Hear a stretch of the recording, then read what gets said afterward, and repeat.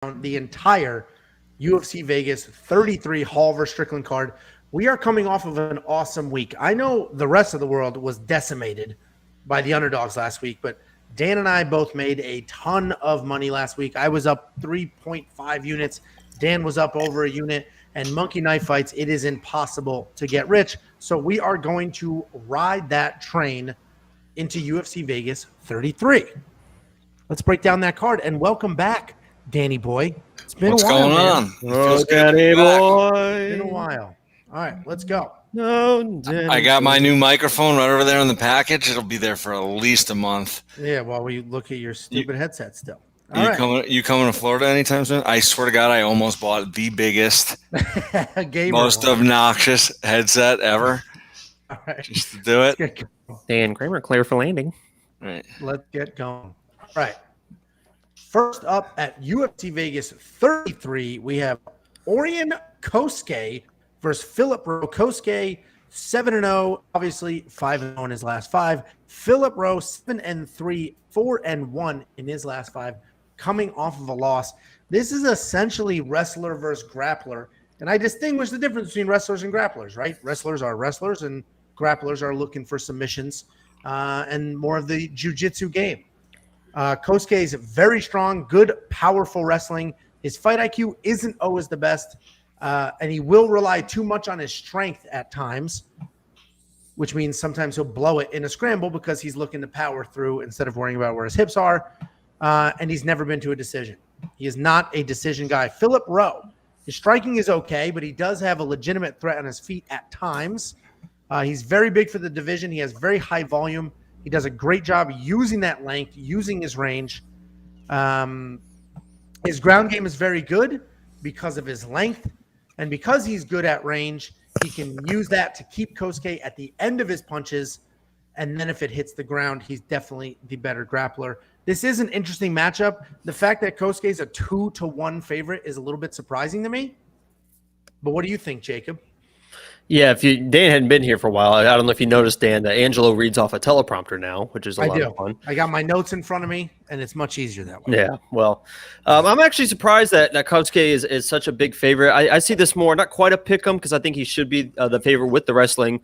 But I see this a little bit closer to 190, 150. And I have in my notes the same thing that you mentioned. I have written down that everything is power and that he can power out of positions. But like you said, that can get you in some bad spots too if you're just constantly relying on power rather than technique, especially against Rowe, who's going to have the length, those long legs, those long limbs on the ground. So I see Orion. And first of all, Orion is like one of the best names I've ever heard. I said when I saw Orion, I'm like, if I have a son, right? Hopefully I have a son one day. I'm going to name him Orion. To make a man, Jacob, I imagine. Yeah, I'm going to name him Orion. It just sounds like King Orion. So anyway, I think Orion should win this fight, but I'm just worried about him losing technique, losing position, and getting like armbarred or something weird like that. So I don't love him at $8,800. I think that's a little overpriced. He's not that good because he's just not that technical. But with his power and his finishing ability, you could have some good value there. So I think he should win, but I just don't have him in my lineup. So Jacob going with the favorite, Danny boy.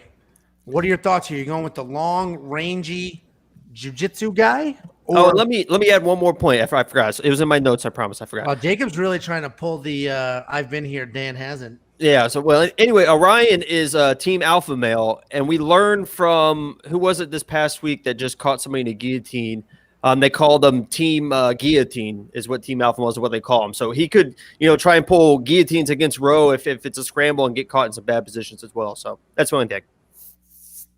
Sorry, all Dan. Right. Go ahead. If there's anything left, I don't know. Well done. Yeah, no. I think we covered it all. So we can just move on. You guys covered a lot of it. I mean, this is, a fight. It's a tough one to call. I will say the value, I think, is on Rowe. I think he's live in this fight.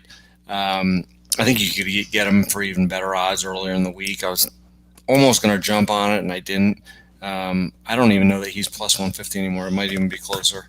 But yeah, Cosce or Cosce, however you say it, he's good. He's undefeated, obviously, but level of competition outside of his last fight on Contender Series, I mean, look at the records. It's like 2-4, 18-43. So, it's tough to really say how good these guys are going to be. You said he's at Team Alpha Male. I always talk about it. Younger guys who are training at good camps, they make big leaps in between fights. So sometimes they're kind of ahead of the betting line. So we could see Orion come out and look really good. But from what I've seen, Philip Rowe has been in the UFC. He fought Gabe Green. He lost, but he looked all right. He fought Leon Shabazian in the Contender Series. He won that fight. So I think he's had tougher fights. I think he's definitely live in this fight. So from a betting odds standpoint, I'm going to go with Rowe. And I think I'll probably pick him to win the fight too, in more of a pick 'em.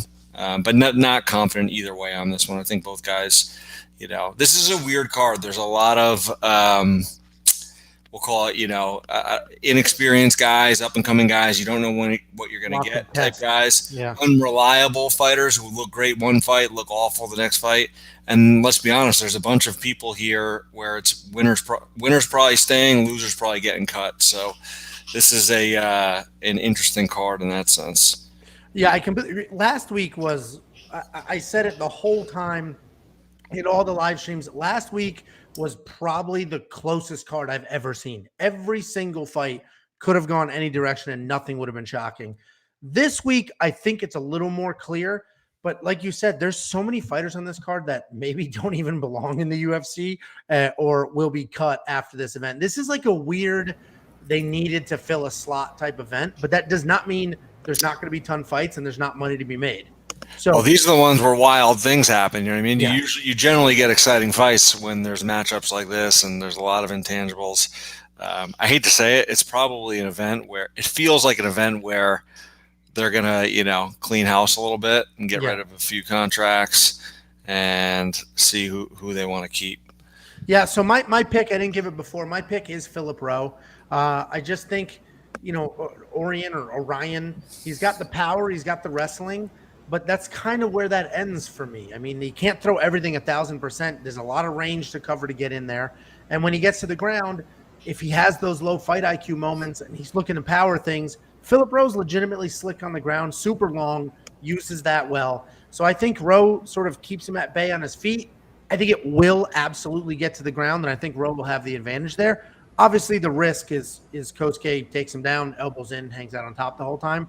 I don't see that. I'm not touching it for DraftKings. I do think Rowe wins. I think the odds are definitely far apart. And Monkey Knife Fight is tricky. All of the Monkey Knife Fight lines this week are tricky because they're much farther apart than usual. I think less more is the play because I think Orion's going to be looking to close that gap, get a takedown, be on the wrong side of some of the exchanges. So I think less than 88.5 for Orion, more than 48.5 for Philip Rowe. For everything, our bets, Monkey Knife Fights, promos, free money, all of that, WeWantPicks.com.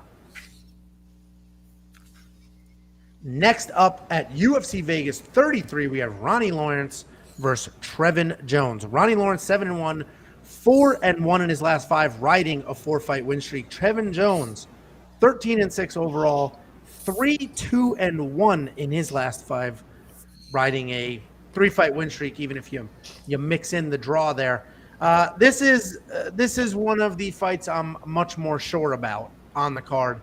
So Trevin Lawrence, somewhat. What are you laughing at? No, go ahead, man. I'm trying to understand what is so funny. No, go ahead. Oh, you're good. Go ahead. Well, I think we're both shocked that you're so sure about this one. We're going to find out what's funny here in a second. So go ahead. Well, I'm all in on this one, guys. Let's hear this joke, Angelo. Tell the joke. I got DraftKings, everything. I'm on this one. Anyway, Ronnie Lawrence, he's very athletic with good footwork. He uses leg kicks and then wrestles well when he wrestles. He shoots and reshoots, constantly looking for takedowns. And his stats show that. He is definitely an aggressive grappler and a chain wrestler. And being able to dictate where the fight will be is an important thing to be able to do. Trevin Jones, somewhat short notice fight for both guys. Trevin's cardio might be a factor, and if so, Ronnie is the way to go. But Trevin Jones knocked out Timur Valiev. Timur Valiev, if you remember, made me an absolute fortune like a month ago, 3 weeks ago, whenever that was. Legitimately good wrestler, and he knocked him out. So Ronnie Lawrence, if we're going to compare wrestler for wrestler, we've seen Trevin Jones knock very good wrestlers out. Trevin Jones, a ton of power. Everything he throws is You heavy. can't just say that and not mention what happened for the first 5 and 6 minutes of that fight. Yeah, but he's always in it. The point is, No, he doesn't agreed, give up. but He's always in it, and that power is there. that fight in the first round could have been stopped by a lot of refs just to call for what it is. I'm not saying what he did wasn't impressive, but that was a interesting first round. But sorry, go ahead.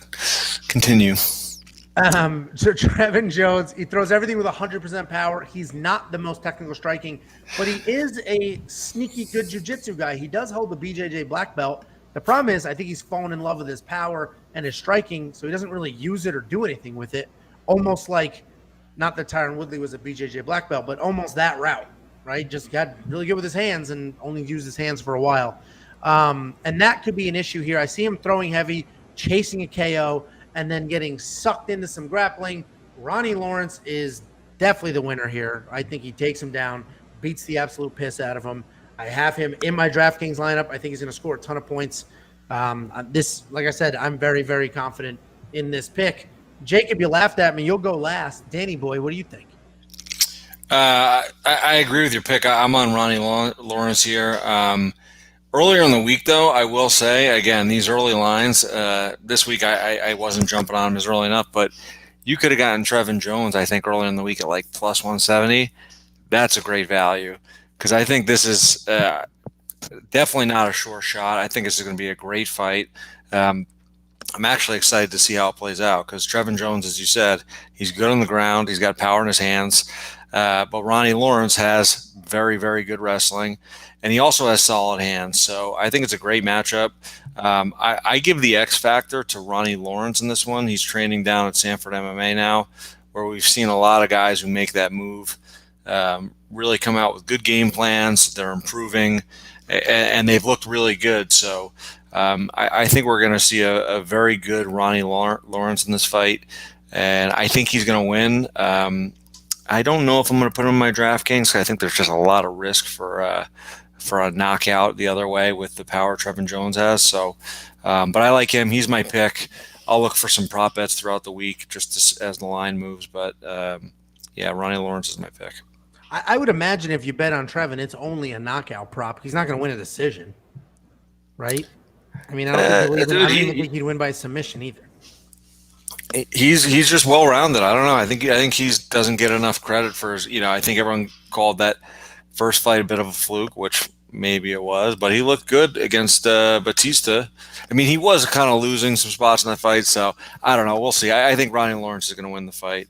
I just think it's going to be an interesting matchup. I think it's not going to be a one-sided affair. Jacob, what are your thoughts here after laughing? First of all, the graphic is wrong. Trevin Giles not 7-3, he's 13-6. His name is also Trevin Jones, not Trevin Giles. Trevin Jones, not 7-3. Anyway, what's weird? What's weird is 6 of his fights he's had split decisions, either wins or losses. He had 3 split decision losses and 3 split decision wins, which is just kind of random fact. But listen, I think Trevin Jones is the real deal. When I was looking at this fight, first of all, I think it's going to be the fight of the night. I honestly think it's going to be the fight of the night. And when I was looking at the fight, I didn't know who the underdog was, and I watched both the guys, and I said, you know what? In DraftKings, I'm taking whoever the underdog is in this fight because I think it's that close, and there's great value in the underdog. That ended up being Trevin Jones. And I actually think he's going to win the fight on top. I think it's close, but I think his power, and he's never been knocked out before. He's been in wars before, and he's come back. So I love Trevin Giles. I love his power in this. And like you said, if it goes to the ground, he's very comfortable there as well. So I think he's a real deal, and I think he shows up. And I think Trevin Jones wins this fight. I don't know why do I keep saying Trevin Giles? Is Trevin Giles you're obsessed with that dude? Yeah. So I think, again, I'm going Ronnie Lawrence. Last thing I'll mention is if we learned anything from last week, it's that these judges love control time all over again. Control time is the biggest thing in the world now. So all those close decisions, there was some wrestling, there was some control time. And if anybody's going to dictate that, it'll be Ronnie Lawrence. Monkey knife fight, I love the more and more. I think Ronnie Lawrence blows through Trevin Jones, but I don't think he's going to stop him. I think he's just going to take him down, beat him up, score a ton of points, 5 points for every single takedown. And I think it'll be busy. So I really like the more and more, especially 38.5 is nothing. So I really like the more and more here. Yeah, I'm really surprised at the 38.5 for Trevin. So I'd probably play them more. They're small guys, bantamweights. I think they both have knockout power, but they're both technical and skilled enough to not get knocked out as well. So I like them more. Yep. So anybody who wants to hit that up, weonpicks.com, grab Monkey Knife Fights, sign up, free money, ask the chat. Everybody makes money doing Monkey Knife Fights. Next up at UFC Vegas 33, we have Ashley Yoder versus Jinh Frey. This is one of those matchups that Dan was talking about earlier. This is sort of a win or go home type matchup. Jinh Frey probably has a little more leash than Ashley Yoder does at this point, but Ashley Yoder 8-7 overall, 3-2 in her last 5. Jinh Frey 10-6, also, 2-3 in her last 5. Jinh Frey is also 2-3 in her last 5. Both these ladies have sort of very sporadic records and varying levels of competition and outings. They're both struggling a bit. Ashley Yoder is very tough and does have some legitimate skills. She's similar to a Sijara Eubanks, where her record's not fantastic. She's basically 500, but she is better than her record. She does have more skills than her record would show. She's long. She uses her jab really well to keep range. Her problem is she's a decent grappler, but when she grapples, she has no problem playing the game off her back. She'll accept being in guard, throw things up, not really look for a sweep, and just kind of hang out there and just lose rounds, give up control time when she shouldn't be.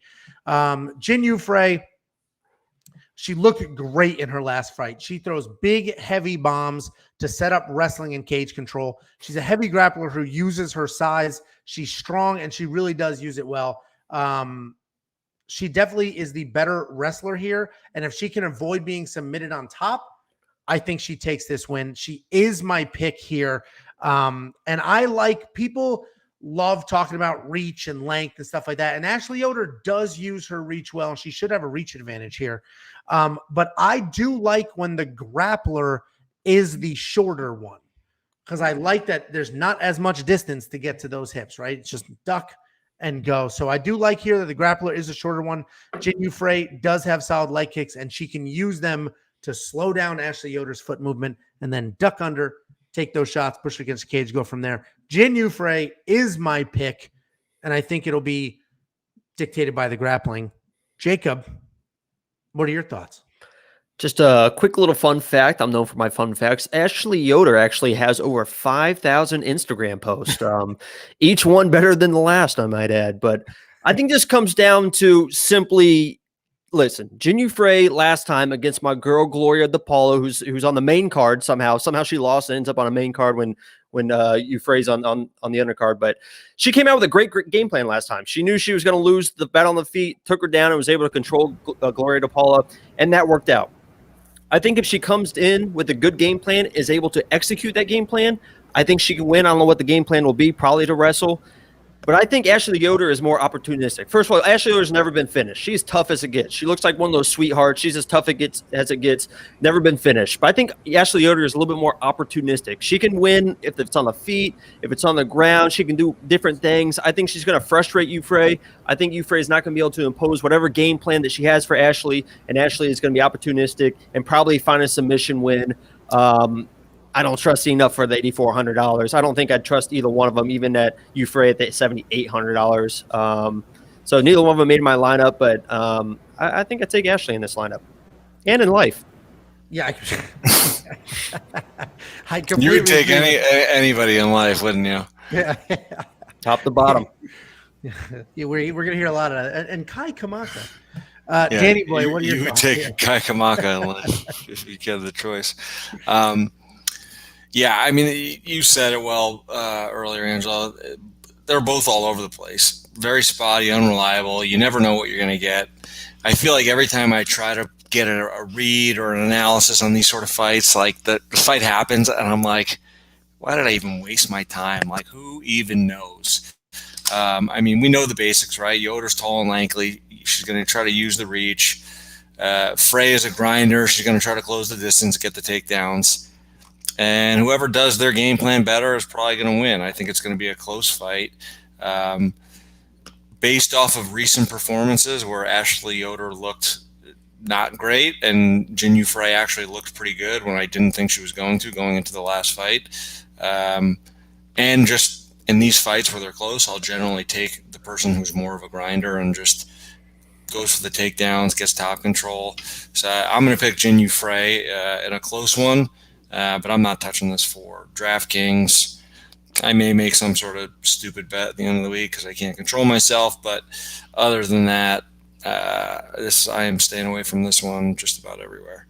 And then monkey knife fight, I don't know. That's got to be a more flip more. a coin. Tough. Yeah, more, 3 rounds, right? Yeah. And the bet is the over on rounds, but I think the odds makers are onto that. I think it was like minus 250, which I would never. I'm not gonna. I like round bets, but I'm not touching that minus 250. But I think more is the play. I think it's a decision. I think they're both busy, as Jacob mentioned. Ashley Yoder's super tough.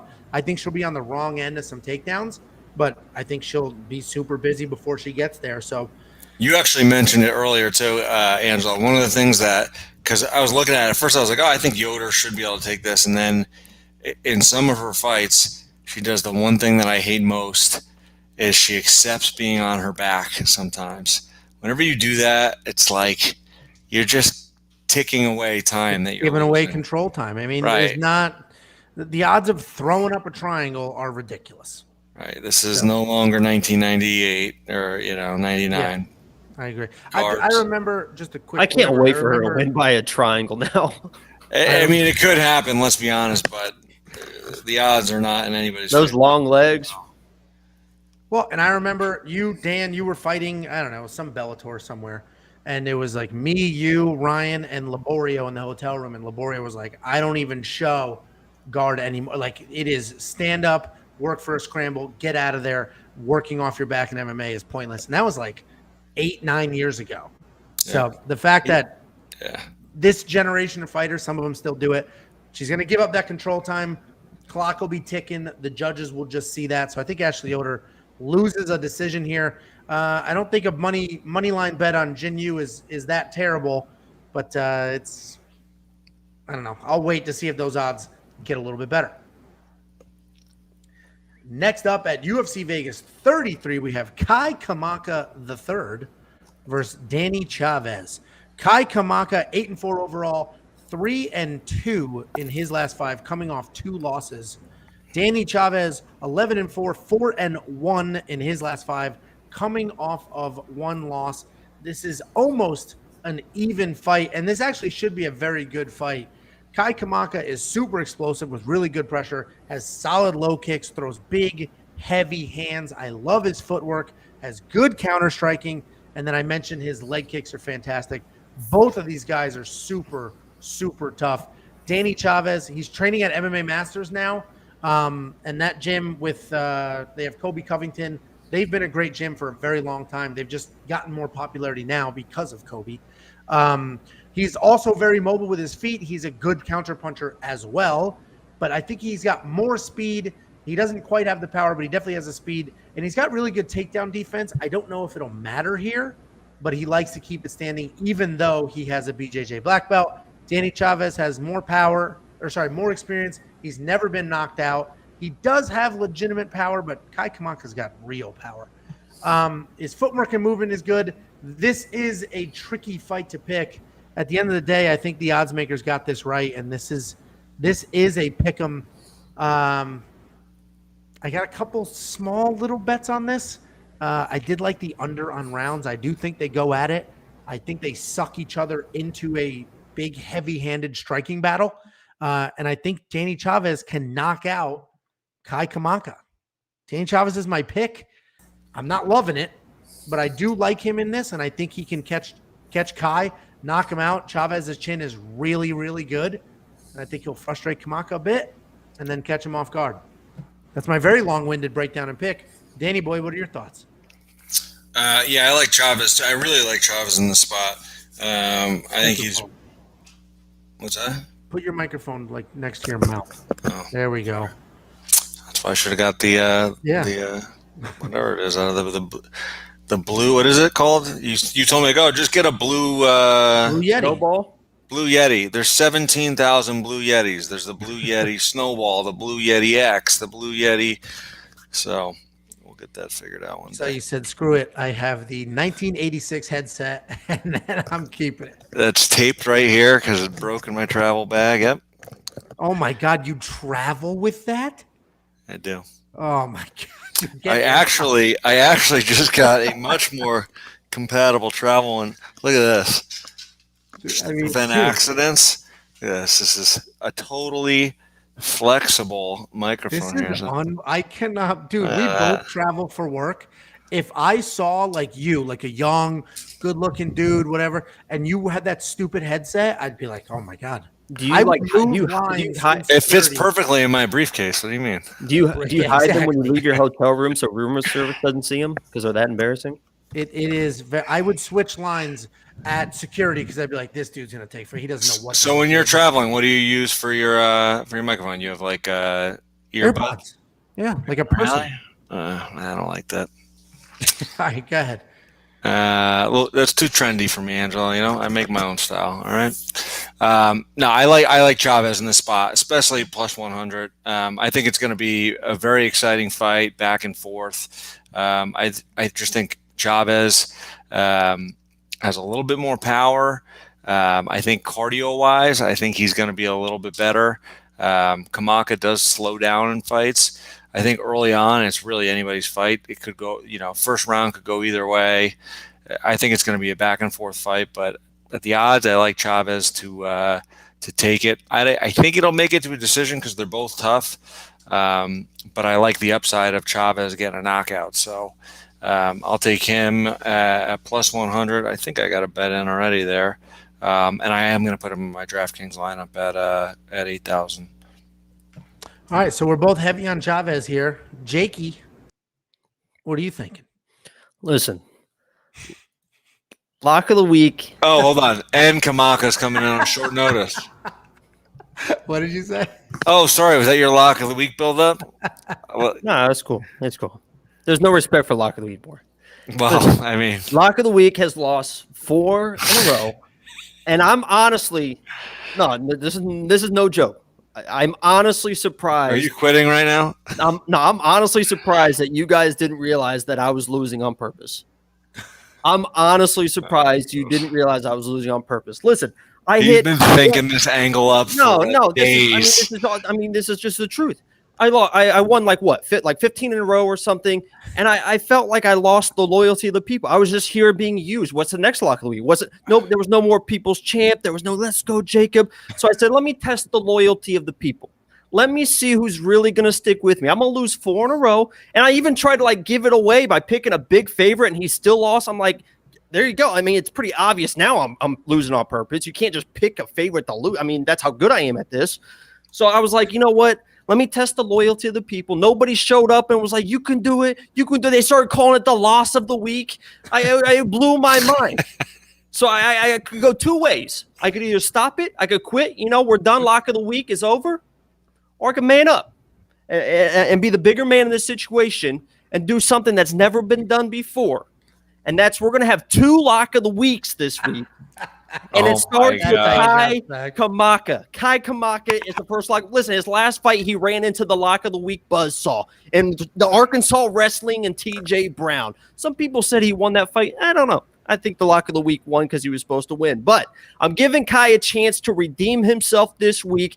I think he comes in. He's pissed off from that last loss that he probably shouldn't have had.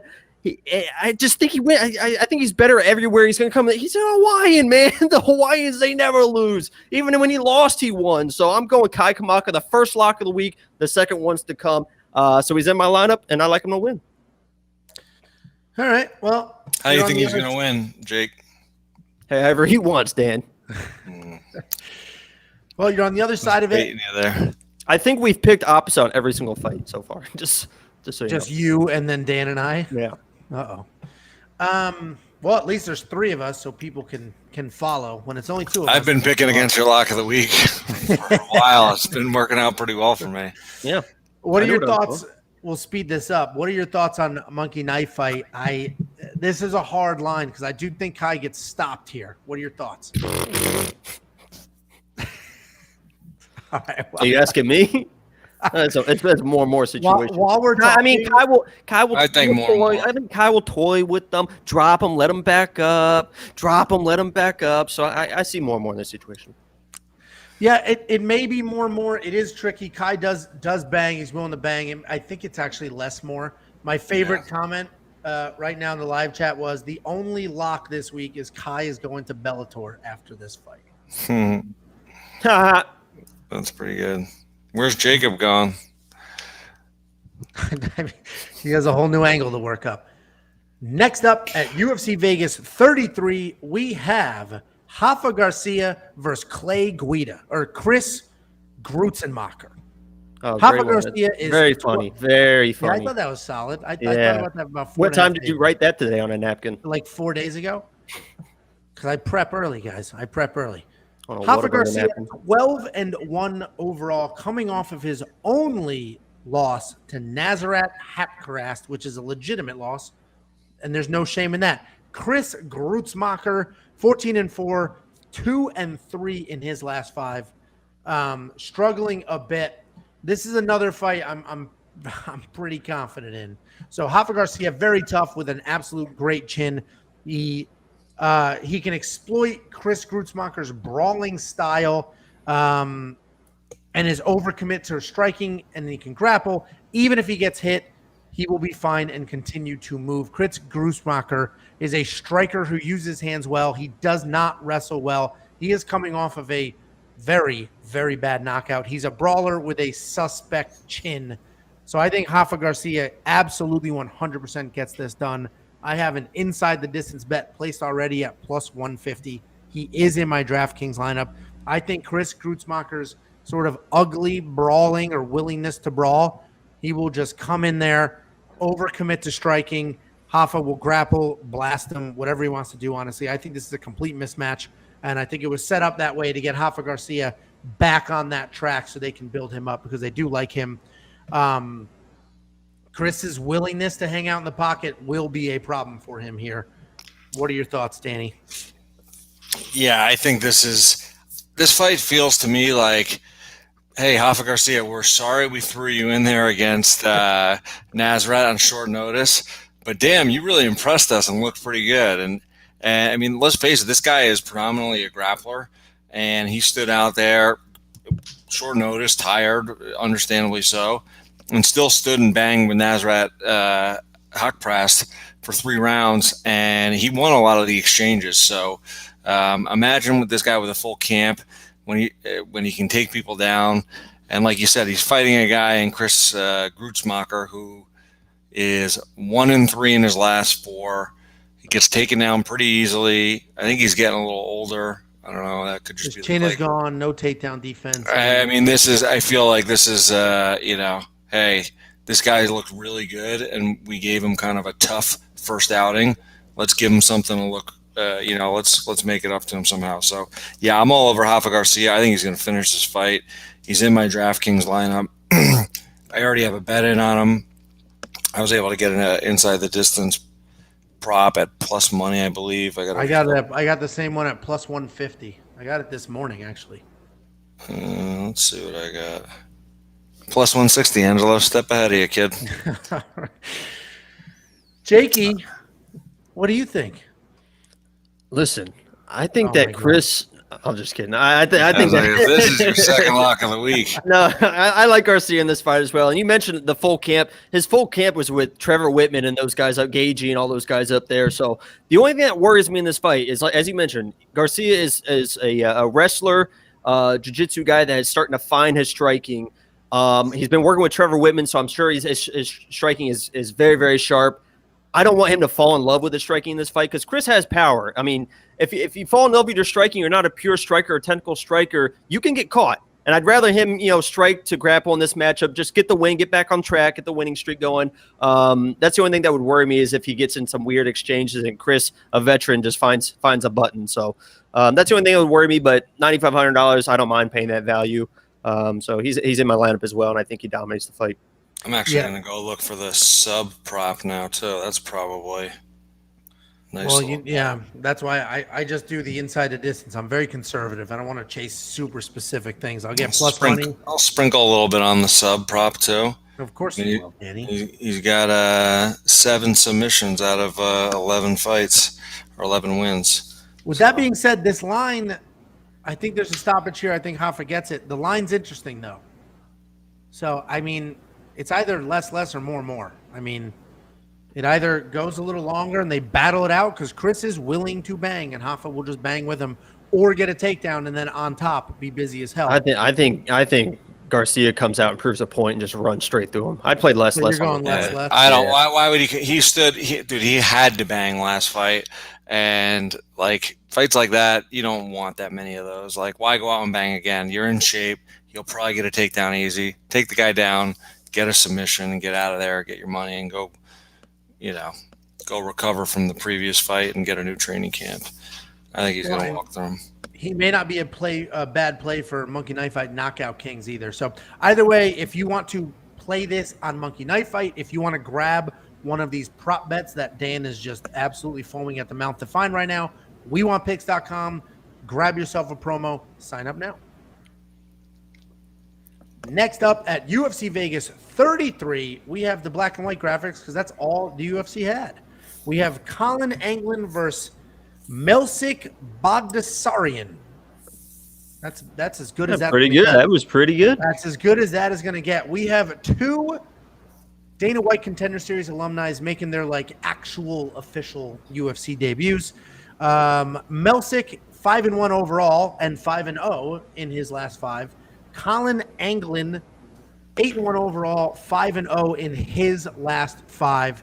Anglin's an explosive striker. He has a wide, very long-ish stance. He's pretty smooth. He uses body shots well, and he will grapple if there are opportunities there. Melsik started his career with 5 first-round knockouts. Well, once he started winning. 5 first-round knockouts, very aggressive. He's always moving forward. He has pretty diverse striking. He will go to the body. He'll use kicks. He'll mix it all in very well. He has nice forward pressure, decent power, and his diversity in striking makes him pretty fun to watch. The problem is, I don't know either one of these guys.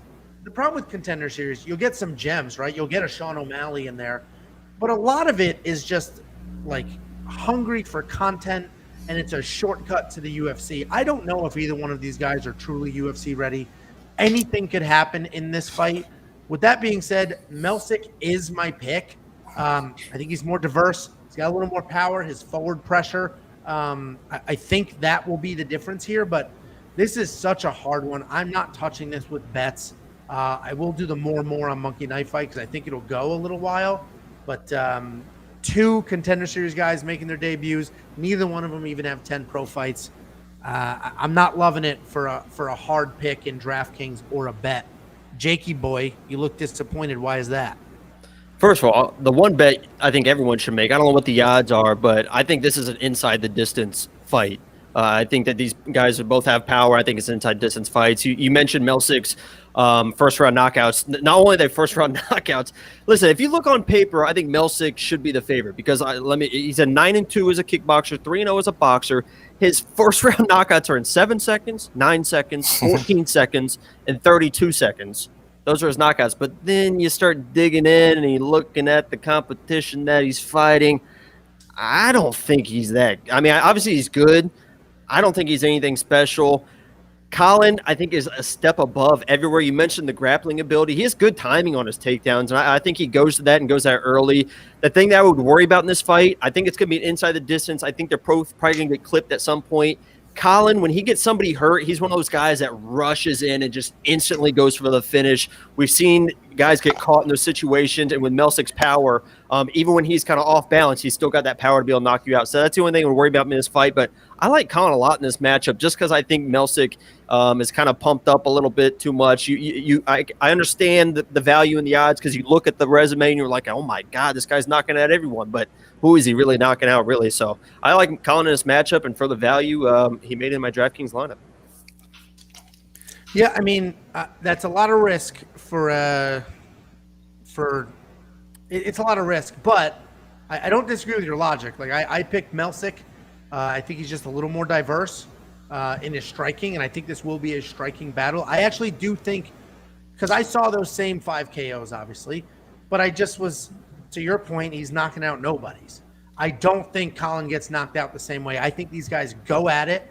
I actually think it's a pretty wild, fun fight. Wild meaning it's not, I don't think it's going to be a real technical matchup. I think they're just going to go at it, make something happen. It's going to be sloppy and a ton of fun, and I think they'll go well over the more. But I don't have enough confidence to do a bet or DraftKings on this. Danny boy, what are your thoughts? Yeah, I think this is one of those fights we talked about earlier, right? Guys are too green, fought too low level of experience to really know if they're that good or not. I mean, Collin Anglin, I do think, is the better fighter. I think he is the side here. He moved to Factory X, I believe, at the end of last year. So he's probably improved a good amount over the past year. I mean, that's a good training camp. They're at altitude, so he should have conditioning. And if he's a featherweight, that means he's probably been training with Kyler Phillips. Oh, Kyler Phillips, lock of the week. That didn't. How that? Well, I mean, 1-1. I mean, that's not bad.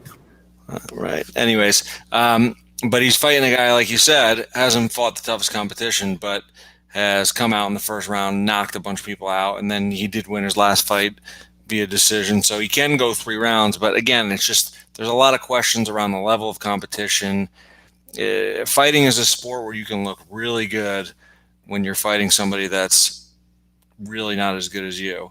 So it's a tough one to call. I was just looking at bets. Actually, a friend of mine on Twitter had a funny line. He's like, yeah, I think I'm going to take shout out to Sean Orr, by the way.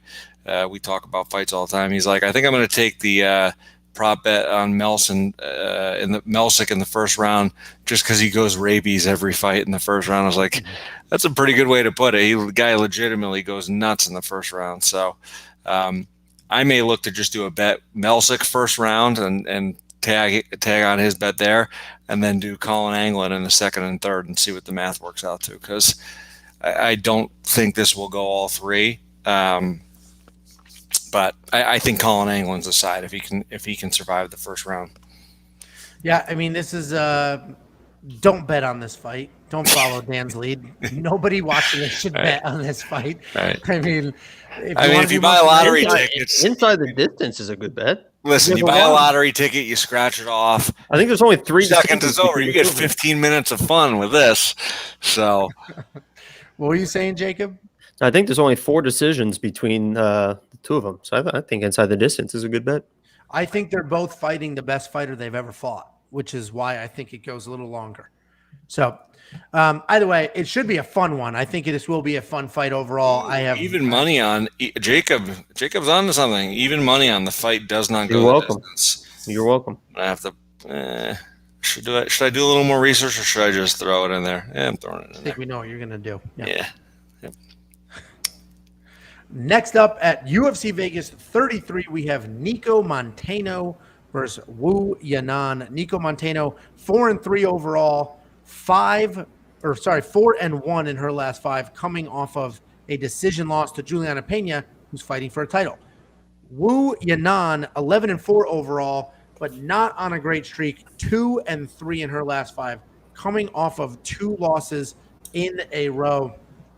Nicco, if you look at her tapology, she's wild. Because if you look at her tapology, her record is all gray. And her record's gray because she has pulled out of and been in an enormous amount of canceled fights. She only has 7 actual fights. I think she's pulled out of 10. She has more canceled fights than she actually fought in, which is really weird. I don't know why. I don't know if she's injury prone. I don't know if she, has anxiety issues and pulls out, but that's just odd to me that somebody would pull out of more fights than they actually were in. I would never. The other thing that's interesting is she is the former UFC flyweight champion of the world. She was the champion of the world in the flyweight division. She won the Ultimate Fighter. She's actually pretty well rounded. She's very strong. She used her strength well. She's a heavy wrestler with really good control and aggression on top. So she's very skilled. When she actually shows up to fight, she looks pretty good, or you at least understand how she was a former champion and how she got there and achieved some of those things.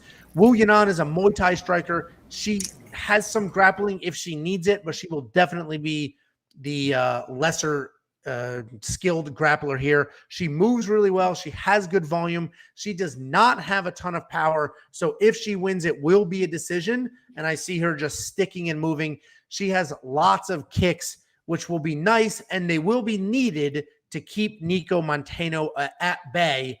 I do have a bet here. I have Nicco Montaño winning inside the distance at plus 400. I do think she'll get her hands on her. I think she will take her down, and I think she beats up Yanan Wu or Wu Yanan. You're comfortable with that bet, but you wouldn't bet on the last fight? That's such a random bet. The last fight, I just thought they both were like evenly matched and super sloppy, and I don't know which way to go. This fight, I'm very confident in heavy wrestler who's accomplished some things over, a rangy Muay Thai striker. So I'm going with the wrestler to get her hands on her, take her down, beat her up, plus 400. I'll take that. Jacob, what are your thoughts here? I honestly have no thoughts on this fight. None. Oh, okay. I'm staying away from. Speak up. Cool. I'm staying away from it completely. The one thing I will say is poor Nicco. When you look up her name on YouTube to start looking at for research and stuff, the first video that shows up is Nicco Montaño, the worst champion, with a thumbnail with her with the belt, just says the worst champion. So I feel bad for in that regard, but I would go with Yanan just because she's bigger and younger. That's literally the only reason. I think they're both very average fighters, and they're going to come in and something weird is going to happen, and I like the bigger, younger fighter to win. So, but I wouldn't play in a draft. I wouldn't put anything behind that. Danny boy, what are your thoughts? Yeah, I'm just looking one thing up real quick. Anyways, no, I'm all over Nicco. I always want to say Nicco Montaño, but Nicco Montaño, whatever. I'm all over her. I mean, she's 4-3, like you said, but she's way better than her record shows. She's also got 3 exhibitions on the Ultimate Fighter, so she's really 7-3. And yeah, like you said, she hasn't fought since 2019. Her last loss was to Juliana Pena, who's very good. So she's fought very good competition. Her problem is she just hasn't been able to get to the cage for whatever reason. Very physical, good grappling, good wrestling. And she was a champion. She's a major prospect. And I think she's going to be motivated to put on a performance. And Yanan Wu, I mean, she's 1-3 in the UFC. I haven't really seen anything that impressive from her anywhere. I mean, she's tough. She's okay. But, let's just say this. If you look at her record, anytime she's fought someone with a winning record, she's lost. There's one exception. It was Lauren Mueller. She got caught her in an armbar. But every other person she's beat has a losing record or a 500 record or no fights. So I think Nicco Montaño is going to walk through her, probably get a bunch of takedowns. And I think it's going to be very similar to the fight, the comeback fight, what's her name, a couple weeks ago, where everyone was like, oh, I don't know if she's going to be able to come back. Yeah, right. And then the more you dug into it, you're like... Misha looked great, by the way. I mean, she looked so good. Yeah, well, we're talking about fighting, Jacob. So, yes, Misha Tate did look great. And, yeah, I bet her in that fight. And she came out and kind of did what we all knew she was capable of, and just forget all the intangibles, the layoff. And, Nicco Montaño is a better fighter, more physical fighter. She should win this fight. She should dominate. So I like her here. I actually did, Angelo, because I wasn't sure if she's going to get the finish or not. With the layoff, sometimes you want to coast a little bit, get your ring time, and you're a little tired. But I did a bet minus 120, so whatever, close to even money. Wins inside the distance, goes the distance, no action. You know what? I have that, not for this fight. I'm pretty confident in this one. And if you guys watched our betting video of last week, I had 2 of those I hit one, I missed one, and missing one is great because you just get a refund. The one that I hit, I got paid out at plus 160. I have that later in the card on like 3 different fights. So I love that bet. I just looked at it. I was like, I'm probably going to jinx myself right now. I'm like, I just don't see a way that Yanan Wu is going to finish this fight. So it's like I either break even or I make a bunch of money because I put a few units on it. So, I it's funny because we're reversed. Usually I'm the one with the conservative bets and you're the one chasing glory. So yeah, I like that. We're all on Nicco. Well, I still have plenty of time to add in the inside the distance only, right? We're all on Nicco Montana here. Or Montaño. I don't even think she's a bad play for DraftKings. I mean, that's a lot. We're not all. Money. That's a lot of money. We're not all on Nicco. She's too expensive in DraftKings, I think. But I don't know. She could be worth it, but I'm not that confident in it. I think what Yanan by second round TKO. I do think. What do you really think that? No. Yeah, just get it. Yeah, I don't know anything, but she's young. I do think the guarantee here is the less on the monkey knife fight line. I think there's a stoppage. There's no way they get to that many strikes. So I'm going less on the monkey knife fight line. I usually do not so much. I'm probably going to crank that up a little bit. And I also think I'm going to do, I'll throw her in Knockout Kings on Monkey Knife Fight. So if you want to hit that up, wewantpicks.com/MKF, promo code WWP, instantly match your deposit. Literally ask anybody in the comments or chat how they do in Monkey Knife Fights, and you will see a lot of rich people. Next up at UFC Vegas 33, we have Bryan Barberena versus Jason Witt. Bryan Barberena, 15-7 overall, 2-3 in his last 5. Jason Witt, 18-7, 3-2 in his last 5. Bryan Barberena, this is going to be battle of the game plans. We have sort of striking versus grappling here. At least that's how I anticipate this fight going. Bryan Barberena moves forward, has a pretty good gas tank. He's a busy striker. He's not very technical, but he is technical enough and has enough gas and pressure to just make up for some of the holes in his technical striking. He has decent wrestling and grappling if he needs to. He's definitely the more well-rounded fighter. He's never out of a fight. Even if he's on the wrong end of 2 rounds, he's still in a fight. My concern with him is that he does get taken down often in his fights. He stands up, he scrambles up, and he works his way back up. But he does get taken down pretty often in his fights. Jason Witt is a wrestler and a grinder. He's only looking for a takedown and submission here. He's not going to be looking to strike. He has just okay stand-up. He's got really good top control and pressure. He ground and pounds heavy. He's hard to get out from under, but he has absolutely no chin whatsoever. Jason Witt has no chin, can get knocked out. The way I see this going is if Bryan avoids the takedowns, his stand-up pressure could absolutely frustrate and break Jason, and he can get himself a stoppage. If Jason can get the takedown, he can hold down Bryan, beat him up a little bit. This is a really interesting one, and if we learned anything recently, it's that the judges love wrestling. I'm almost afraid to say it out loud. I like Jason Witt in this fight. Bryan Barberena, he hasn't fought in quite some time. He had injuries, and you can read up about all the weird stuff going on with his body and the injuries he's had recently. I like Jason Witt here. I think the grappling is a concern. He can get knocked out at any second, but I do think he can take Bryan down. He gets taken down often, but I think he's tougher on top than most of the other people that have taken him down. Jacob, I refuse to watch you sit that far back. Sit up and let us know your pick. Sit up, boy.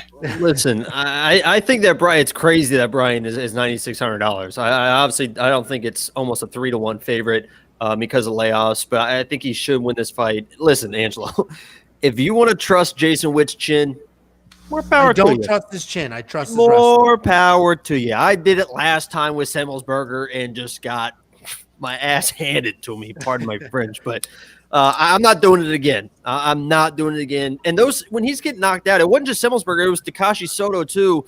Those are just he's getting to his straights, like just with straight that jab.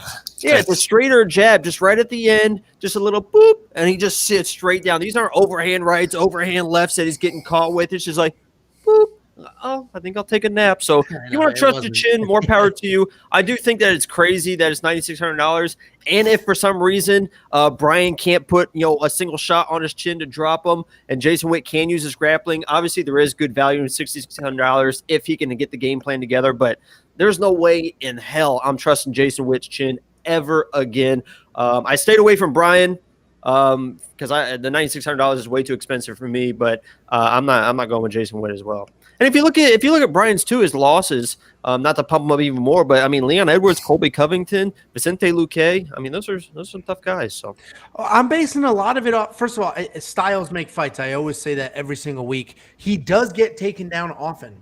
He doesn't have very good takedown defense. He does have very good. I don't agree with that. I think he's got some decent takedown defense. I think he does an amazing job of getting back up, but he does get taken down. And I think the difference is Jason Witt. He's strong as hell, and I think he has really good top pressure. So he'll take Bryan down, who does get taken down often. Bryan usually pops right back up. I think Jason can keep him there. I agree with Jacob. I mean, look at his fights out: Colby, Leon Edwards, Ellenberger, Vicente. He looked good against Vicente. Striking. I don't know. I like Barberena. I think he's pretty. Hell, I mean, the guy submitted Sage Northcutt. That's one of the best wins you could have. The young phenom, Sage Northcutt. Yeah, I don't know. I almost $9,600 is so expensive. So yeah.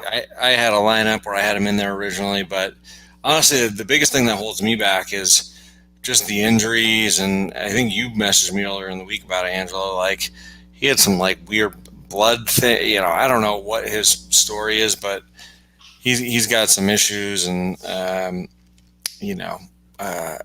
that's what scares me a little bit. And Jason Witt, I remember 3 fights ago being like, oh man, this guy's got pretty good wrestling. I think he could pull off some wins here, and then he just keeps getting knocked out with any punch that lands on his chin. So I think this is a terrible matchup for Jason Witt. Bryan Barberena is definitely the pick. But for $9,600, I don't know if I'm going to have him in my lineup. If there was a prop bet for Jason Witt getting knocked out on the glove touch, I would throw $10 at it. That's got to be 10,000 to 1. A little glove touch, Jason Witt drops.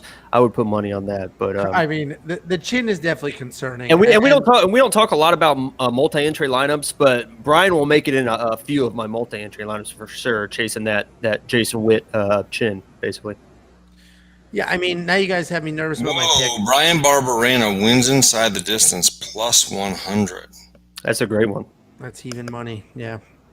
Well, I'm not. So my pick is Jason Witt, but we've talked about this before. Picks only matter if you're using them for bets or anything like that. So I'm big on styles. I think styles make fights. We'll see. You guys have me super nervous about his chin. I know his chin is weak, but now you have me nervous about how weak it actually is. Jason Witt could wrestle like crazy, but I think, like you said, Barberena gets up, and he's tough. He's one of those guys who's just not going to go away. And even his last fight that he got knocked out, it was just obviously it was early, and every fight starts on the feet, but it was just a blind, lazy kick he threw, and the guy just came over the top a little bit, and boop. Yeah, I mean, we'll see. We'll see how it goes. Now you have me nervous, but I'm banking on Bryan not being 100% and Jason Witt just bite down on his mouthpiece and just shoot takedowns, and have a grapple-heavy game plan. So you do have him in your DraftKings, Jason Witt? Me? No. No. He's my pick. I'm definitely going to find something that I like. I'm not sure what. Hell, if you think he's going to win at $6,600, that's a no-brainer. And you know what? I had $6,900 left. We'll do the DraftKings. I bet you did. $7,000 left. I did the dude that who did I pick? Where is he? The next fight we're doing. That's who I threw in there. The next fight we're doing is Stoltze. I did Stoltze instead of Jason Witt, but I was going to do Witt. So we'll talk about that in a second. Next up at UFC Vegas 33, we have a last-minute shuffle, literally 2 hours before we went live. They swapped out Lazez because he has visa issues, I believe. Jared Gooden is stepping up to take that slot. Niklas Stoltze stays in that slot. So Jared Gooden, 3-2 in his last 5, 17-6 overall, 2 losses in a row. Niklas Stolze 4-1 in his last 5, coming off of a decision loss. Jared Gooden, his last 2 losses, so 2 losses in a row, they're very different losses. One was a technical striking match that he got smoked on. Another one was a wrestling clinic, which he got smoked on. He is a very good striker, and he has legitimate power. Very athletic, moves well, throws heavy-handed. Niklas Stolze has almost 20 professional kickboxing fights. Very good striker, has good power, solid footwork. And I imagine this entire fight will be on its feet. He has great kicks to the body and the legs. Because of this last-minute switch, I was leaning Stolze even when his opponent was Lazez. Now that he's got a last-minute, late replacement opponent who's just going to come out here looking for Angelo, big do you think they're going to change that $7,000 because of the new opponent? Very good question. So DraftKings, I left the 7,000 there because that's Stolze's price. And Stolze was a big-time underdog, which is why he was so dirt cheap. New opponent. He's now the giant favorite. DraftKings does not change the price of existing fighters that are listed already. Really? With them. So Stolze is going to remain $7,000. He is 100% in my lineup.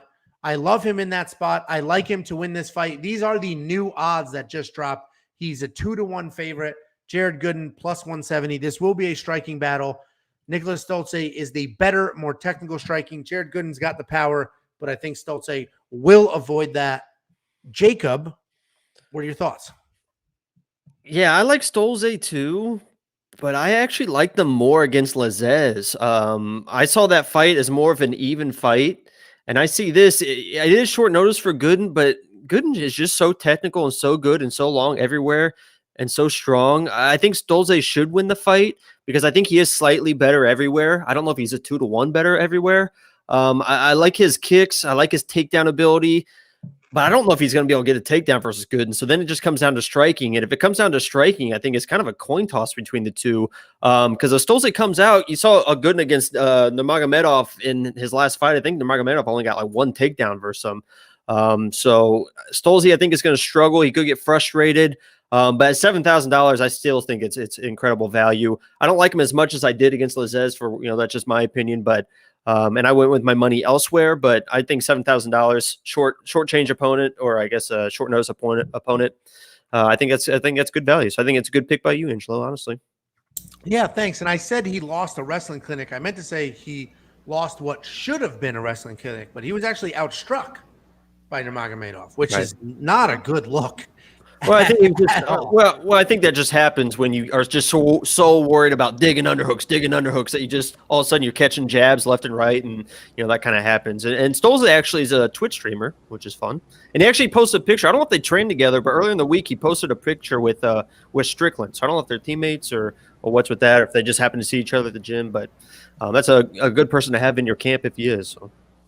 So Danny Boy, what are your thoughts here on this last-minute changeup? I don't even think they officially announced it yet, but it should be enough of a lock that we'll do this breakdown. Yeah, I mean, I got to do a little bit more research just on stylistically with Gooden. I've seen his fights. I think it's like you said, it's a tough matchup on both sides, but I want to see how short notice it really is. Right? Meaning, was he in a camp for something? Right, like Instagram. What's he been doing? You got to imagine at this point with COVID going on that every single fighter that hasn't had a fight is ready. I mean, even Stolze actually. It's funny that you mentioned that because Stolze actually mentioned doing that earlier this year. He mentioned that I expected every week to get the phone call, and it never really came until this matchup. But he's like, every single week, I'm just waiting for the phone to ring, staying ready. So. Everybody should be. You never know, though. You can usually tell. I mean, there's different levels of that, right? So I agree with you, though. Short notice is no longer the same thing it was 2 years ago. So, but either way, $7,000 for Stolze. I mean, how can you not put him in your lineup? I'm going to dig into it a little bit more, but for right now, the value on Stolze at $7,000. I had him in my lineup originally, so I'm definitely going to keep him right now at short notice against Gooden. So, yeah, this should be a fun one. We don't have monkey knife fight lines or anything else because this literally just happened about 2 hours ago. But we all like him to win. We like him in our DraftKings lineups. I don't know about bets. Those will probably be pretty. Why didn't the wild. price change though on Stoltze when you got a new opponent? Doesn't it usually change? Oh, Yep, but it did. I'm so glad you asked that. So they don't change the price once it's been established. It's really remarkable what they do. There. Weird. Yeah, it's remarkable. You want to explain Next. that? Wow. Next up, okay. Next up at UFC Vegas 33, we have Ryan, and I always want to say Benoit, but it's Benoit versus Zaruk Adashev. Ryan Benoit, 10-7, 2-3 in his last 5. Zaruk Adashev, 3-2 in his last 5, 3-3 overall. We have broken this fight down already, and this fight was canceled. I forget when it was, sometime in May, because Benoit had big time weight cut issues. Yeah, it wasn't that long ago. When you think No, about someone yeah. that had as many issues that he had, you would hope that he would have. Sorry, go ahead. It wasn't that long ago. And obviously we don't know if he resolved those issues. We have to assume he did, and obviously at weigh-ins we'll look at it a little closer and maybe change our minds depending on how our picks go here. But Benoit is obviously very big for the weight class, which is why he had those weight cutting issues. He does have issues with wrestlers and grinders because he likes to dictate where the fight goes. In this fight, I can see him dictating where the fight goes. He actually has decent cardio, or at least it's getting better, considering how big he is. And he might use his wrestling offense. So he struggles against big-time wrestlers, but he may use his wrestling offense in this fight because Zaruk Adashev is a kickboxer. He made the transition to MMA. That's why he only has 6 professional fights. He may have made the transition before he shored up his whole complete game. But he is a legitimate kickboxer. It's very obvious he's a kickboxer. His ground game is very, very weak. And unfortunately for him, styles make fights. Ryan Benoit has the ability to take this to the ground. Zaruk Adashev has very good power, is the better striker, should win a striking battle, but Benoit has enough wrestling to take this to the ground and get it done. The odds makers know that. DraftKings know that. And Benoit is my pick. If he barely makes weight, struggles on that scale, maybe I'll reassess it. But I just think it's such a straightforward, clear path for Benoit to win this fight. Take him down, eliminate the striking concerns, and that's it for him. Danny boy, what are your thoughts? I'm actually just pulling up what I said the first time around to see if I'm thinking the same thing. I mean, I did not listen to a word you just said because my whole computer All went right, Jacob. black. No, I'm good. No, go ahead. You just collect your thoughts, Dan. It's fine. No. My whole screen There went we black. go. Here we my go. Screen. Okay, go ahead, Jacob. While Grandpa figures out how to work his screen. Yeah, so Anyways, I'm good to go. So the way I look at this fight, Sounds right. honestly, is everything you see about Benoit on video and on paper, he's the better MMA fighter, right? But I just think, I mean, Adashev is a very, very good kickboxer. He's got to be working on those other skills. I feel bad for him because I feel like he rushed to the UFC a little too early. So everything I see, everything I'm like, all right, Benoit should win this. He's obviously big for the weight class, but I just have a feeling Adashev is gonna, to use his kickboxing, figure out a little bit of takedown defense, and figure out a way to win. I mean, I'm not confident on that, but I just don't understand why this guy's 3-3 and still getting shots in the UFC unless somebody saw something in him or somebody was saying, listen, this kid's going to be very good. Just keep giving him a couple chances. So not a strong opinion, not even a really good reason, but I got a feeling he's going to win this fight. So he's my pick. I'm not betting it. I'm not touching it in anything, but I just feel like a guy who's 3-3 that's that good of a kickboxer, he's got to have the right people around to be getting better and improving elsewhere. I just wish he had a little bit more time. Yeah, I mean, I agree with the logic, but wrestling's the hardest skill to learn. It takes Right. a lot longer than a couple camps to, figure out where your hips are. So He should take like a year and just, yeah. Just wrestle. That's it. Yeah. Jacob, now that Dan finally composed himself, what are your thoughts? yeah, I think the first fight I picked Ryan as well in this matchup. I don't know why I said as well. I don't know if I can't remember what you guys pick. I don't really listen, but I am worried about the weight cut because the weight cut, like you mentioned, he went to the hospital. It was rough, and he was still 3 pounds away. It wasn't like he almost made it, almost got there, and then it couldn't quite get there. He was like that, and he was 3 pounds away. But I actually just looked at his Instagram, and he's got the shirtless training pictures posted a day ago. And I think he's trying to show that it's not going to be an issue. And actually, if you just look at him, compare the pictures, he looks a lot leaner, even on his Instagram. So honestly, I don't foresee an issue coming for this weight cut. And with that said, I think he, in the first breakdown, I said he was going to get to the ground and submit him. He is he's with the Renzo Gracie team now. I mentioned that in the last breakdown. So I think Ryan finds a way to get to the ground, has worked on his jiu-jitsu with the best in the world, and finds a way to submit him. So, but I don't trust it. I don't have him in my lineup or anything like that, but if you're making me pick, I would favor Ryan in this matchup. Yeah, I like him in this matchup too. I hate the monkey knife fight line, though. I hate it. Because if he gets his takedowns, he can get past 81.5. He may even get a stoppage, though, because if he's on top, I mean, there's a world of difference with them on the ground. But Zaruk, I mean, they could end up in a firefight. Zaruk has legit power and technical abilities, but he also gets suckered into wild striking stages. So I hate this monkey knife fight line. I'm going to wait to see what happens towards the end of the week, if that moves up or down, and play it then. I like Benoit to win this. Minus 135, I don't think that's that terrible. I think this is a very clear path to victory here. I don't really see why Ryan Benoit wouldn't come out there and grapple. Minus 135. I mean, what do you think? No, yeah, I was going to say you're 100% right. It feels like a trap to me. I don't know why. I swear you're right. You're 100% right. I watched the tape. I'm like, yeah, what am I missing here? But and remember, Ryan has a split decision loss versus the champ, Brandon Moreno. So that means that somebody thought he beat Brandon Moreno. Yeah.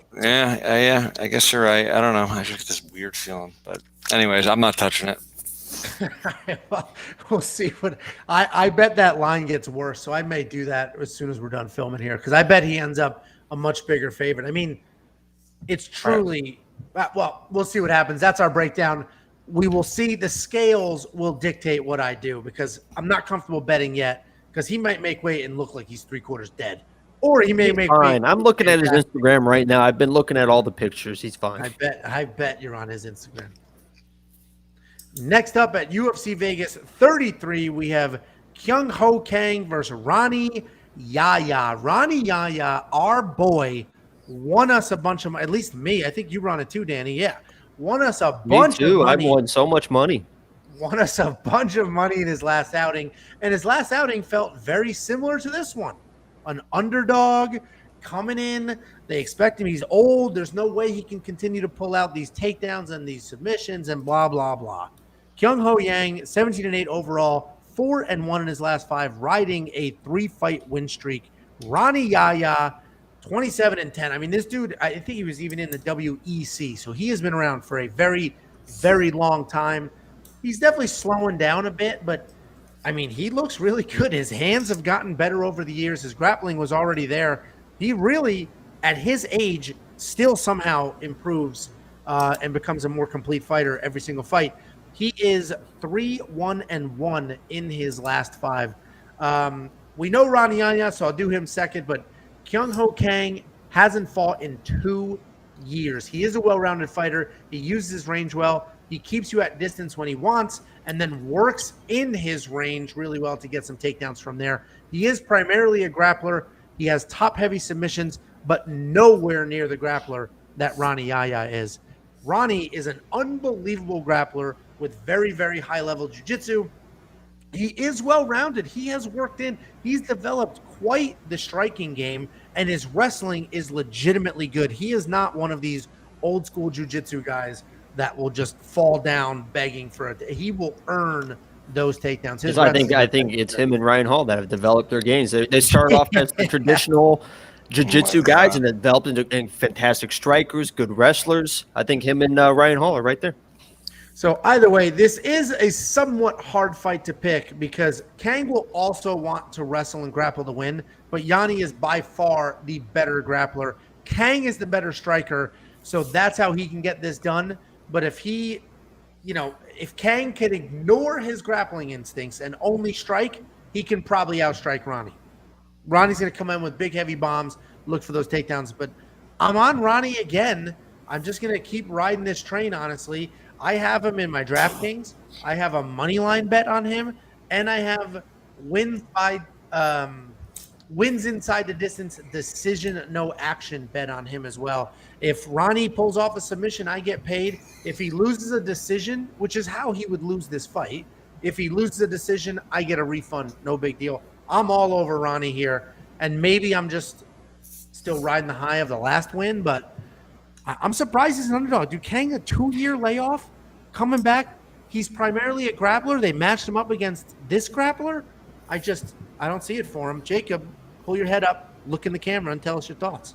I don't know how you can be so high on Ronnie Yaya and just trash Ryan Hall. They're the same person. They both just want submissions. Except one knows how to wrestle, and the other one is at a children's tumble class. Ryan Hall would outstrike, would spinning heel kick Ronnie Yaya to the next dimension. Ronnie Yaya would bombard him with. Get out of here! Get out of here! Close the distance. Knock it off, guys! Come on.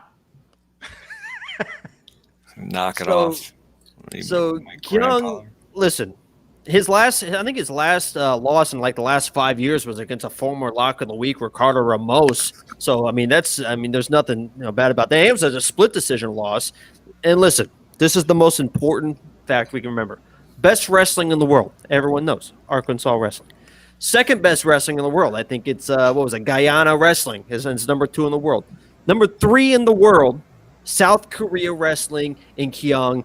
He's an incredible, incredible wrestler, but this is how he needs to wrestle against Yaya. Otherwise, he's going to get in a lot of trouble.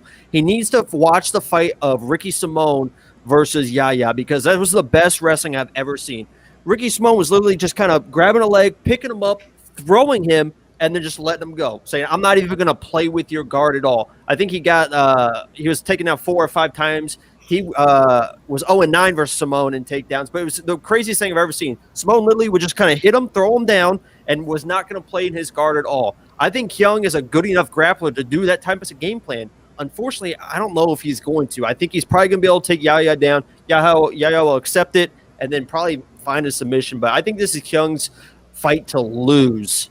I think he should win, but he needs to be really, really smart with his wrestling and not do anything crazy. But so I like Kyung, but I don't trust it enough because because it's Yaya, man, and just what he does. It's what he does. Well, and that's why I said I think Kang needs to avoid his instincts. Right? He needs to not wrestle. Just avoid your instincts and just try to be as technical as possible and keep the distance. Danny boy, you're a Yaya fan. Are you here too? I'm all over Yaya on this one. I like him. I like him. Listen, it's 2 grapplers for the most part, right? Kang's got some striking. Some will say it's better striking. I would say it's just more technical striking. Yaya's got, we see him. He throws bombs, and he closes the distance with bombs and gets it to the ground. Like you said, Kang has looked really good when he's trying to. He's got decent wrestling. He takes people down. He's not. I don't think he'll try to do that in this fight. Yaya is the superior wrestler by far.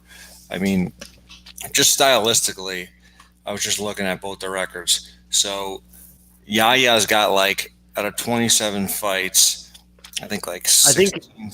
I think with one more, with one more submission, I think he breaks the bantamweight record for most submissions because he said that's what I'm going for. Right.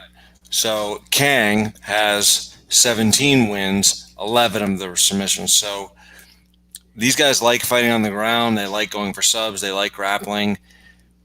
Kudos to Kang if he can totally switch up his game plan and all of a sudden become a defensive striker and use his footwork. But that's not easy to do, 20-something fights in your career when you've made it, your entire career off of doing things a certain way. So I think he'll try. I think he'd be smart to try.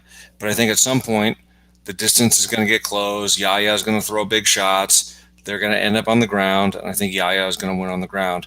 The only thing that worries me is the cardio in the later rounds, but I don't know that Kang's cardio is all that great either. So I like Yaya in this fight. I just think stylistically he matches up well. He's the better grappler, and he's getting older, but he's only 36. It's not like he's 39, 40 years old. It's so funny. In my head, he's so old, and I'm like, oh, my God, he's younger than I am. Yeah, he's 36. So, and he is Wait, legit. how old are you? I'm doing the math in my head. What, younger? Are you 50 yet, Angelo, or you just look 50? I'm not aging well. Jeez. Guy's 24 years old. I didn't expect you to give in that easily. Now I feel bad. It's hard for me to No do. one knew he was 24. Yeah, I like Yaya in this fight. I just think he's the much better grappler, fighting another guy who's a grappler. And we'll see if Kang pulls off a perfect game plan and jabs and moves. Okay, kudos to him. I just don't see it happening.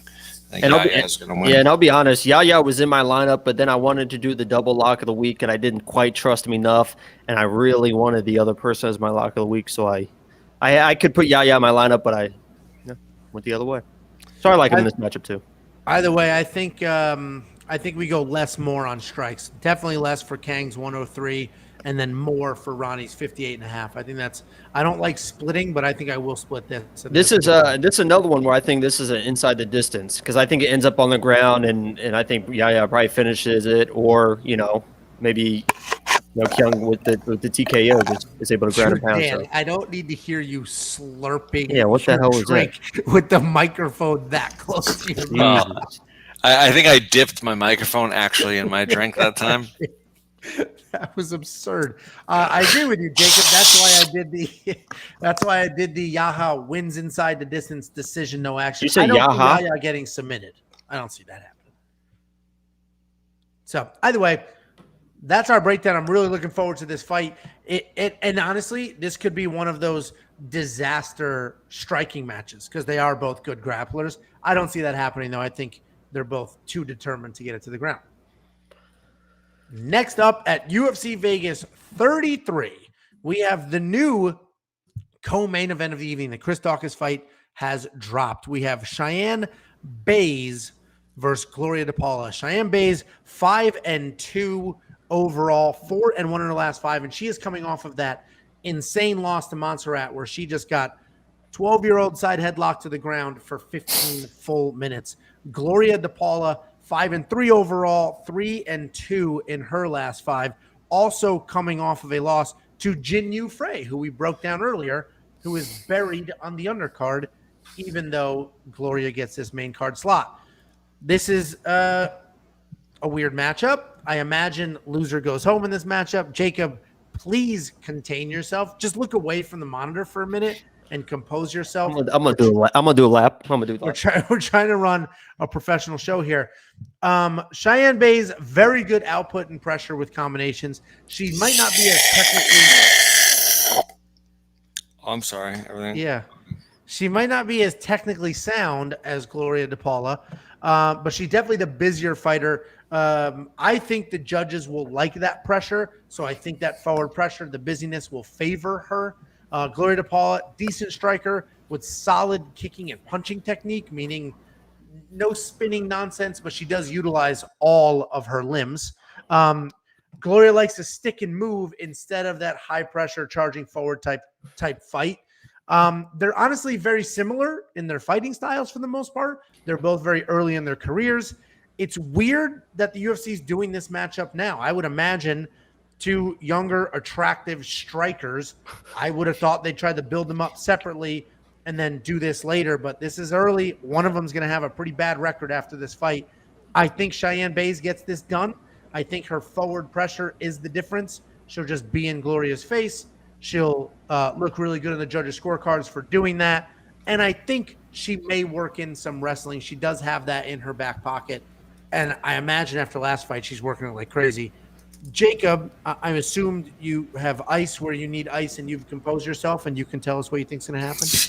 Yeah, you better hope Cheyenne Bays uses her wrestling because Gloria DePaula, I think everyone knew on this card that Gloria DePaula was going to be the other lock of the week. When I said there was going to be 2 lock of the week, so one was Kai, everyone knew that Gloria DePaula was going to be the next lock of the week. And listen, she's a beautiful young lady, but she is a killer. She is one of those shoot boxing Brazilians that will come in and just bust up your face. Even that last fight against Jinh Frey, she got taken down and she just couldn't get up. I imagine she's probably worked on that. It's only been a few months, so you can only learn so much so fast. But I imagine that's. I remember that. I'm waiting for you to give a reason why she's going to win, because so far you're explaining how I think. I'm just saying that's what happened. But the second they got on their feet, she just is destroying. So I imagine that she's going to put a little more emphasis on not getting taken down because she realizes I can't get up against these people. Cheyenne buys. I think she's got good striking. Obviously, she should win. She's the favorite, but I just love Gloria DePaula, and I love her striking abilities. I honestly think she's one of the best strikers in the division. So I just think she's able to keep on the feet and just absolutely destroy Cheyenne Bays. No offense to Cheyenne Bays, but that's the second lock of the week. Cheyenne Bays was Jacob's like the I picked Montserrat in that first fight. Oh, well. He went on an Instagram rant. Yes, I was going to say you did some. No, I would never do it. That's crazy. You were calling yourself Mr. Bays or something. Her husband was on the card that she was on. I think we picked them both to lose. You said some inappropriate things. I remember it very vividly. I was like, well, actually, now that you say that, okay, I do vaguely remember maybe some off-color comments. I don't know. Yeah, but I would never talk about that against Gloria DePaula. No way. She is a lady and should be treated as such. All right, Danny boy, how do you see this fight going? This is an interesting one, but I really think they both got upset in their last fights, right? We talked about it. Cheyenne got upset by her girl Montserrat Ruiz with the headlock from hell. My younger brother, knows very well about that. I used to do that to him and give him noogies all the time. And I think people are really down on her after that fight, specifically because of that move. And as bad as it looked, I think it's one of those things where she just wasn't prepared to defend it. It was a unique thing that it looked really bad. It made her look helpless and like she didn't have skills. But people forget that coming into the fight, she was very hyped. There was a lot of reasons to be high on her. And I think other than that headlock, which was pretty embarrassing, I mean, there's a lot of good things about Cheyenne. It's Bays, by the way, right? Mm-hmm. So she's fighting DePaula, who's also, as you said, a very good Muay Thai striker. But she got taken down a bunch by Jinh Frey. And Jacob, I was waiting for you to circle back and explain why it's not going to happen again. But yeah, so I'll circle back because a lot of those takedowns where Gloria loves that Muay Thai clinch, and every time she get that Muay Thai clinch and she start throwing those knees, then Jinh Frey would just catch one of those. So I think she makes the adjustment, and there was never like a shot and a takedown. It was always just the clinch and then the easy trip, and then she was on her back. So you just clean. It's very easy to clean up, and then she pieces it up. Yeah, just makes the adjustment. Just goes home, downloads a new thing about how to get up from takedowns and. Yeah, how to throw knees without getting taken down for dummies. I've got the book. Well, you got a couple books for dummies, but I watch videos. Oh, okay. Coloring books? I said videos. No, I listen. I just think Bays is going to be athletic enough, good enough to hang striking, and I think if she's smart, she'll mix in takedowns. I think that's going to be the game plan for her. Is to get, throw punches, don't get too aggressive with the striking because DePaula is the better striker, but mix in the grappling, mix in the wrestling, use the athleticism, use the strength. And I think she'll be back on a good track again. I think there's a reason she's a minus 190 favorite. I don't think she should be that big of a favorite, but I do think she wins this fight. I do think she gets back on track. And I think last fight was a very unique, humbling experience for her, and I think she's going to come back strong and really rely on her athleticism, her physicality, and her grappling to win this fight. So I've got her winning it. Not touching it for DraftKings because who knows, but I do like her to win the fight. And let me just reach out directly to Gloria. If you're watching this, I apologize on behalf of those buffoons. They have no idea what they're talking about. You can do this. I believe in you. And you're the lock of the week. Thank you. That was so awkward. Either way, Dan and really. Staring at the camera. Boys. I mean, if she was watching that, she was probably, her heart was fluttering. Oh my God, I can do this. Dan and I going with Cheyenne Bays for the what we think should be a pretty straightforward win. Jacob following his heart, not his brain. That's our breakdown for this fight. Fought first last time. I can't remember. Her husband. Okay. Well, that's a factor this time now. She's not fighting on the same card as her husband. She didn't want her husband to get beat up, so now she's not going to get taken down by a 12-year-old headlock. That was honestly part of the breakdown last time we said, too. So we all picked her husband to lose, JP, and then I was like, she's going to watch her husband lose and then have to go out there and perform, and that's not an easy thing to do. So did we all pick Montserrat? I think I did. I did, too. I think we all did, Pop. And then I picked her again this last time, which was really stupid. Yeah, I didn't. I went the other way. I did on purpose because I knew what I was doing. Yeah, I bet. So either way, that's our breakdown for this fight. I have no idea what to do with this Monkey Knife fight line. It honestly more and more sounds absurd, but it may be more and more because I do think they'll be standing for the most part. Dan thinks Bays will work in some grappling. That's a ton of strikes. I think Gloria gets a 9-punch knockout. That's all she does. 9 knocks her out. That's a ton of strikes. Actually, I think my play here is less for Bays, more on Gloria DePaula. That's your co-main event of the evening. Next up at UFC Vegas 33, we have the main event. Oh my goodness. Next up at UFC Vegas 33, we have the main event of the evening. We have Uriah Hall versus Sean Strickland. Sean Strickland is the big favorite. Uriah Hall's name is first because he's technically the higher ranked fighter, and that's how they do that. Uriah Hall 17-9 overall, 4-1 in his last 5, riding a 4-fight win streak. Sean Strickland 23-3, also riding a 4-fight win streak, 4-1 in his last 5. This is an interesting fight. I mean, Sean Strickland is, I call him a blue-collar striker. He just comes forward, throws a ton of punches from his arms. I don't think he turns his hips over, just arm punches. He looks like he has zero power, but he does actually have some really good power. Very high volume. Nothing he does looks great, but he does do it all really well. And he's an effective guy that surprisingly gets a good amount of stoppages, considering, again, it looks like he has no power. Uriah Hall is very different. He's incredibly dangerous everywhere on his feet. It's incredible what he can do striking. Obviously, he burst onto the scene years ago with that wild spinning heel kick, but he's knocked out a ton of people. He's got a ton of power, and he's never out of a fight because of his creativity and his power. I don't think there'll be any grappling in this fight, but I do think Uriah Hall would be the better grappler. He could at least get a takedown or two and avoid some takedowns if needed.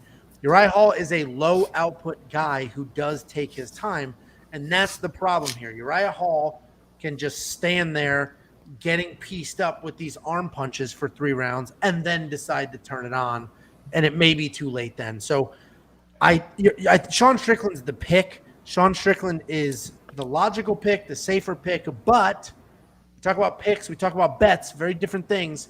I do have a wins inside the distance decision, no action bet on Uriah Hall because if he loses, I think he loses a decision, and if he wins, it is by a knockout. And if he loses a decision, I'll get my money back, no big deal. So that's my breakdown here. I mean, I don't. Are you seeing that any different, Dan? No, I mean, I agree with a lot of it. I think I mean, let's put it this way: Sean Strickland is very, very tough. He's very good. And from what I've heard, he's phenomenal in the gym. I think he's got underrated wrestling ground. I think he's a black belt or a brown belt in jiu-jitsu. So he's good. He's good everywhere. He's one of those guys that doesn't always look good. He doesn't look that athletic, but he gets it done, and he's tough. The problem here, though, is he's fighting Hall, who is extremely athletic, very good striker, good footwork, powerful. The problem with Hall is Hall. Hall, sometimes he shows up, sometimes he doesn't. Like, he comes out and gives phenomenal performances, and then other days it's like, whoa, where'd that guy go? He stayed home for the day. So it depends what you're going to get. I think in this matchup, Strickland's the sort of fighter who's going to walk, as we've seen, walk forward, pressure, put volume on him. I think that may be what Hall needs to bring the best out of him. I don't know. I could be wrong, and he could crumble.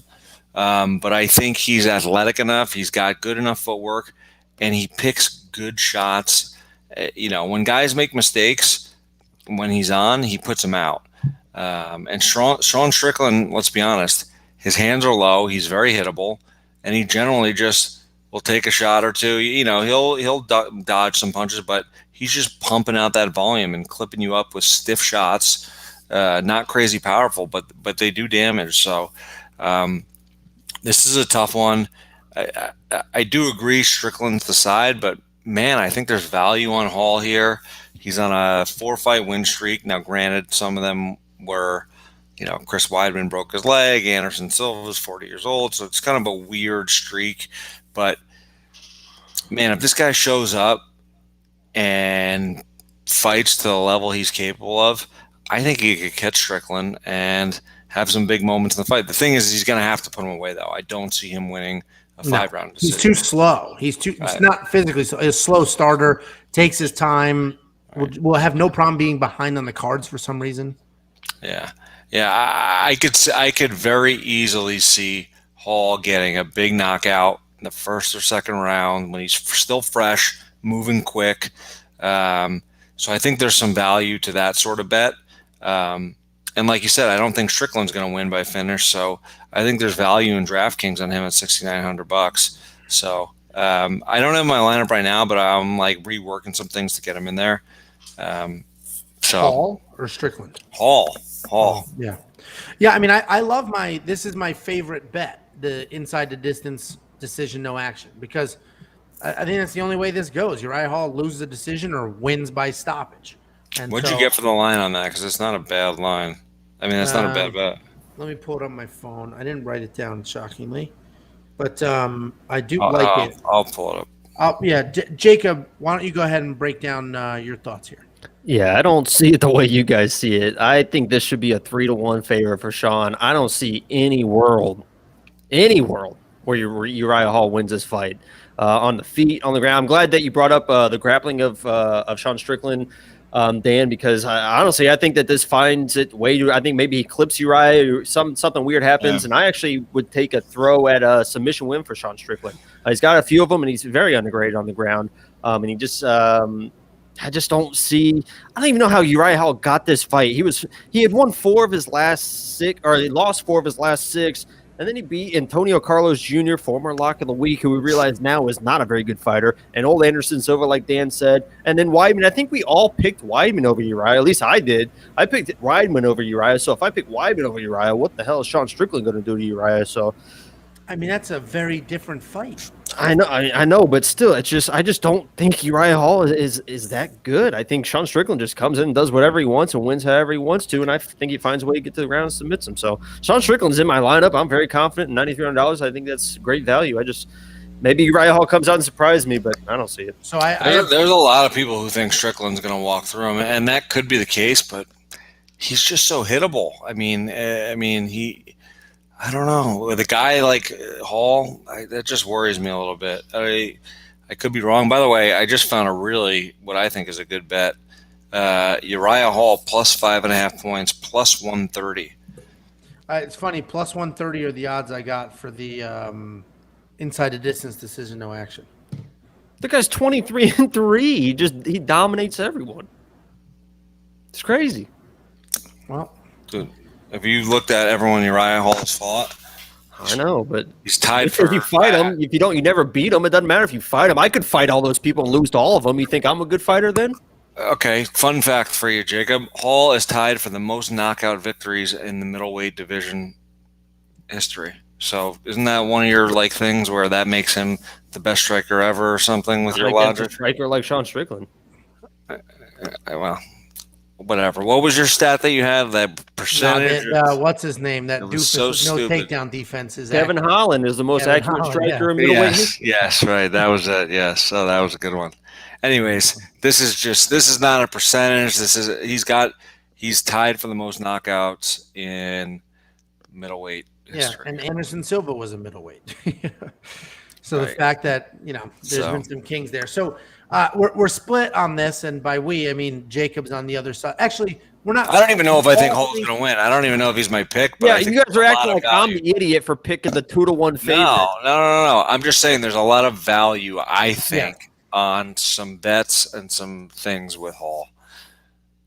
Yeah, I mean, and that's a good point. So we all think Sean Strickland is the safer pick, the logical pick. Two of us think Uriah Hall is super live. I have a bet on Uriah Hall by stoppage, decision, no action. But Uriah Hall was about to get cut by the UFC after he got dominated by Weidman. Weidman snaps his leg. All of a sudden, now Uriah Hall's in a main event. It's crazy. He was on a 3-fight win streak before that, Jacob. Against nobody's. Antonio Carlos Jr. is awful. Let me tell you, firsthand experience. And then an old Anderson Silva. What was your firsthand experience? Yeah, what was your first? Because he was my second lock of the week. I know how it goes. He lost. He's awful. He's terrible. Forget about him. Okay. Oh my God. Either way, that's the main event. That's our full card breakdown. WeWantPicks.com for all of our matches and promos. Join our free DraftKings league. It costs you nothing. It is free to play. We will give you money if you win the league. Sign up for Monkey Knife Fight. I'm telling you right now, it is the easiest money you will ever make watching fights, period. End of story. Last week, I made a ton of money in Monkey Knife Fight. Dan and I made a bunch of money in our bets. Everybody that did DraftKings lost an absolute fortune. Give it a try. Try it out. WeWantPicks.com/MKF. And any of these fancy prop bets that we're talking about, whether it's the plus points in rounds, whether it's decision, no action, all of that stuff, WeWantPicks.com/bets. We will see you Saturday for the rest of our videos. Thanks for the watch, guys.